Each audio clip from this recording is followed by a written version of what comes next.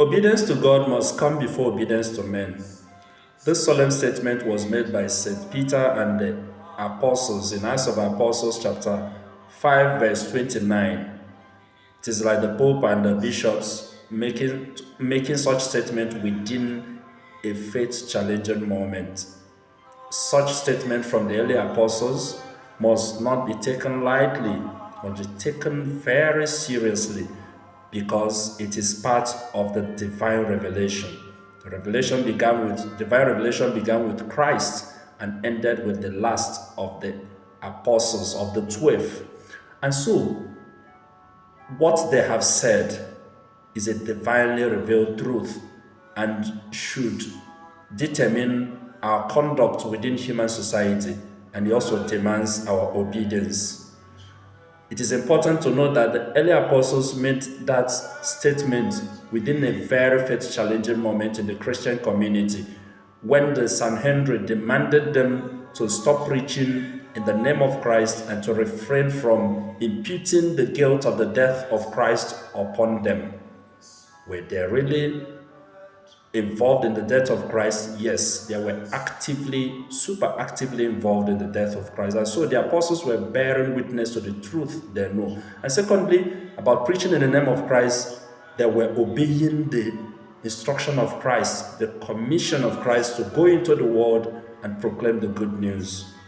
And so in our lives, when we are faced with the challenge of obeying what the society says as against what God says, when we are faced with doing the will of God, between choosing the will of God and choosing the will of men, the will of the society, the cultural norms, political laws, and some societal norms we have, what do?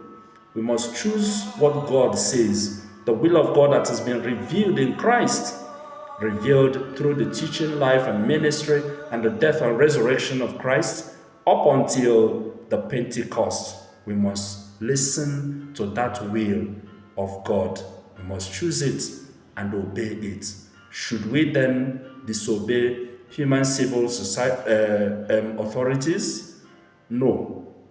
We must obey them to the extent that what they say is in line with what God has revealed, with the divine law, with natural laws, and with the promotion of the human life and dignity.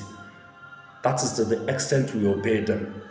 And so we should obey the human society, the civil authority. Romans chapter 13 verse 1 to 7. 1 Peter chapter 2 from verse 12 to 17 say that we should often submit and obey human society authorities because they come from God. But to that extent only, when we know that what they say is in line with the gospel. It is a challenge for us. Civil disobedience is a divine revelation, and all Christians must make use of that tool in sanctifying the socio-political system we live in. It is in the scriptures. If you read Exodus chapter 1, and King Pharaoh of Egypt demanded that every boy should be killed, and the midwives didn't do so. They disobeyed him. If you read also in Joshua chapter 2, you see the same thing.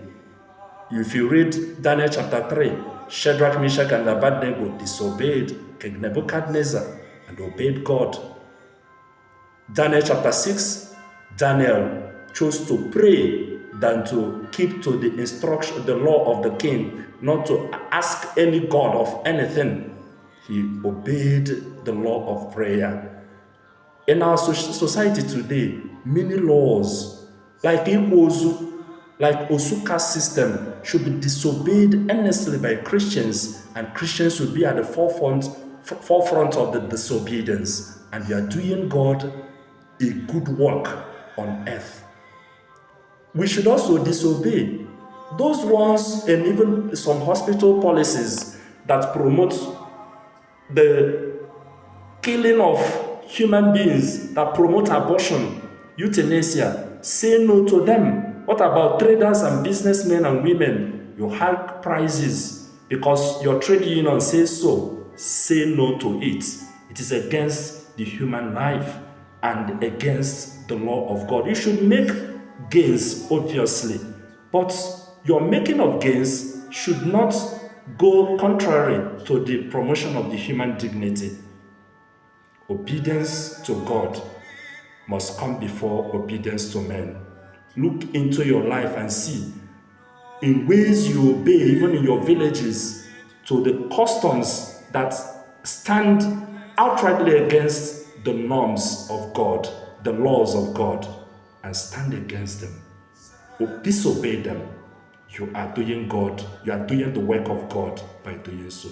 And be free also to face the challenges, the punishment that may come from that very thing.